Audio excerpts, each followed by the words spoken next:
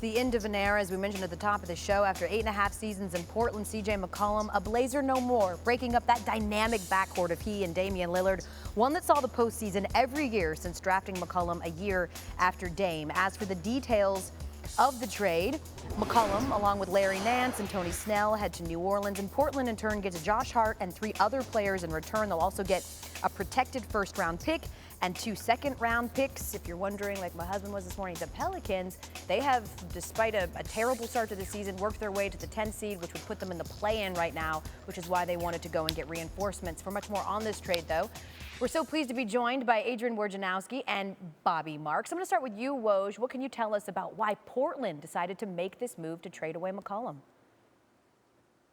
Well, this is a roster in Portland, as you mentioned, Del, 8 straight years in the playoffs, and a sense that they had plateaued with this group. You saw the trade the other day with the Clippers, with Norman Powell, Robert Covington, and now CJ McCollum.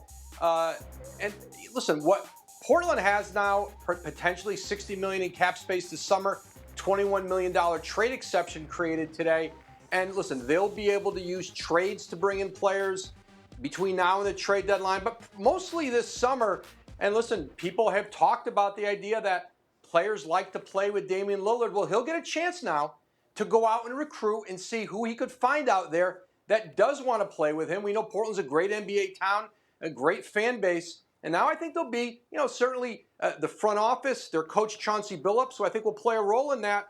But a star player like Damian Lillard, who can he get to come play with him? I think that'll be part of his burden in this offseason. Yeah, and the burden on the front office too, right, Bobby? Which is why I want to bring you in. The plan to reshape this roster around Lillard. How exactly can they go about doing that this summer? Yeah, retooling on the fly is probably one of the hardest things to do in the NBA. But they've got a blank canvas right now with the McCollum trade, as Woj said, potentially up to $60 million in cap space. They've got this $21 million trade exception that they can use up to the deadline. And they're far enough under the luxury tax this year to go out and do that, as well as they've got that New Orleans pick for next year. So I think it kind of wipes the slate clean. Now it's going to be as far as what is going to be next as far as this free agent class. Probably not the best free agent class when you look at Bradley Beal, Zach LaVine, James Harden, potentially Kyrie Irving as the main guys. But as I said, it gives Portland kind of a blank slate for a team that was just, trying to get into the play-in. It's so interesting, too, right? Because this whole offseason was dominated with, does Dame Dollar want to stay in Portland? Will he move on? And it looks like they recognize that he's turning 32 in July. A little bit of urgency here from Portland as they try to retool, as you said, on the fly.